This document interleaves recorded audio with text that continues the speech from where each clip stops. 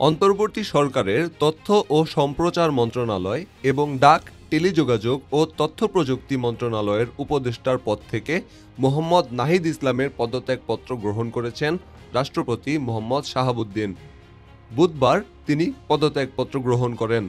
মঙ্গলবার নাহিদ ইসলাম তার পদত্যাগপত্র প্রধান উপদেষ্টা ডক্টর মোহাম্মদ ইউনূসের কাছে জমা দেন।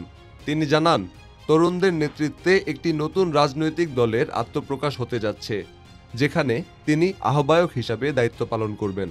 পদত্যাগপত্র জমা দেওয়ার পর প্রধান উপদেষ্টার বাসভবনের সামনে এক সংবাদ সম্মেলনে নাহিদ ইসলাম বলেন, সরকারে থাকার চেয়ে রাজপথে থাকা বেশি প্রয়োজন, তাই আমি পদত্যাগ করছি।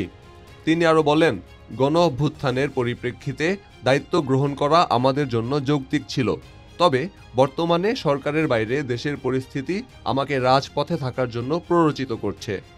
নাহিদ ইসলাম দাবি করেন, গণতান্ত্রিক পরিবর্তনের আকাঙ্ক্ষা ও ছাত্র জনতার শক্তিকে সংহত করতে তিনি সরকারের বাইরে রাজপথে সক্রিয় থাকতে চান। Desk report, metro TV.